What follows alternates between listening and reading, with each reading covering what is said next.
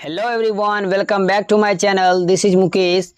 कभी कभी हम लोग अपने डे टू डे लाइफ में ऐसे सेंटेंसेस को बोलते हैं जहाँ पर हम लोग कहते हैं क्या होगा अब मेरा, या अब मेरा क्या होगा, अब उस बच्ची का क्या होगा, अब तुम्हारा क्या होगा, अब मेरे दोस्त का क्या होगा।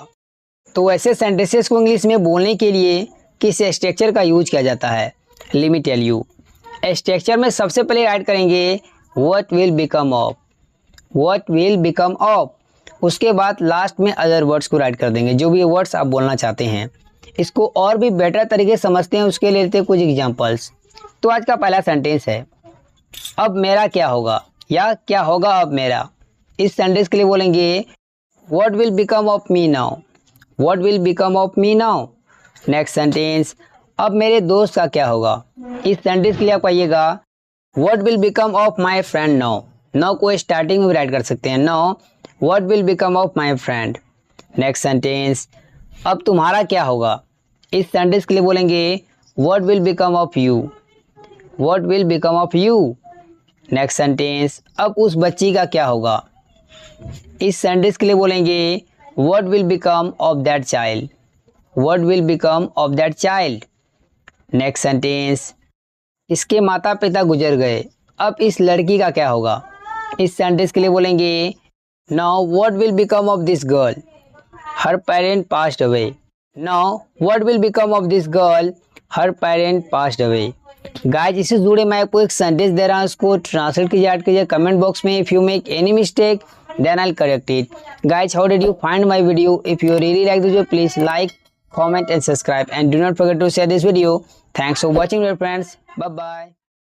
Hello everyone, welcome back to my channel. This is Mukesh. आज के वीडियो में हम लोग सीखेंगे कि इस तरीके के सेंटेंसेस को इंग्लिश में बोलने के लिए किस स्ट्रक्चर का यूज किया जाता है। जैसे कि वह तुम्हारी माँ की उम्र की है, या वह तुम्हारे दादा के उम्र के थे, आप मेरे पापा के उम्र के हैं, आप माफ़ी क्यों मांग रहे हैं। तो किसी के उम्र के होना या किसी के उम्र का होना, इसके लिए हम लोग इंग्लिश में फ्रेज यूज करते हैं old enough to be. Old enough to be modern में इसका यूज किया जाता है। आप चाहे तो सिंपल इंग्लिश बोल सकते हैं, एज ओल्ड एज का यूज कर सकते हैं। इसके दोनों का स्ट्रक्चर देखते हैं। सबसे पहले लगाएंगे सब्जेक्ट। सब्जेक्ट को लगाने के बाद लगाएंगे ईज एम आर, यदि आप सेंटेंस प्रेजेंट में कर रहे हैं तो। यदि आपका सेंटेंस पास्ट में होगा तो ईज एम आर के बदले वॉज या वर में से कोई एक आएगा। Got it. उसके बाद आपको लगाना पड़ेगा old enough to be. Old enough to be को राइट करने के बाद लास्ट में अदर वर्ड्स जिससे आप कंपेयर कर रहे हैं। और नेक्स्ट स्ट्रक्चर है वही subject is am are was were आएगा, और ओल्ड इनफ टू बी के जगह आप एज ओल्ड एज का राइट कर सकते हैं, लास्ट में अदर वर्ड्स। दोनों स्ट्रक्चर को बेटर तरीके से समझने के लिए कुछ एग्जांपल्स लेते हैं। तो आज का पहला सेंटेंस है वह तुम्हारी माँ की उम्र की है। इसके लिए बोलेंगे she is old enough to be your mother. She is old enough to be your mother, या नहीं तो कह सकते हैं she is as old as your mother. She is as old as your mother.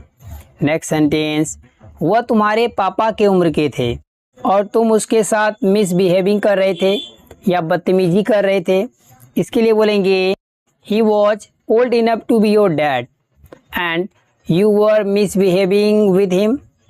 he was old enough to be your dad, you were misbehaving with him।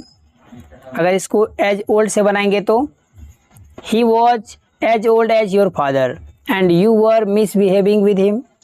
next sentence मैं तुम्हारे दादा के उम्र का हूँ। इस सेंटेंस के लिए बोलेंगे I am old enough to be your grandfather। I am old enough to be your grandfather, या नहीं तो I am as old as your grandfather। Next sentence आप मेरे दादी की उम्र के हैं। इसके लिए बोलेंगे You are old enough to be my grandmother। You are old enough to be my grandmother या grandma, या नहीं तो You are as old as my grandmother। Hey guys, इससे जुड़े मैं आपको एक सेंटेंस दे रहा हूँ, उसको ट्रांसलेट कीजिए, ऐड कीजिए कमेंट बॉक्स में। If you make any mistake then I'll correct it.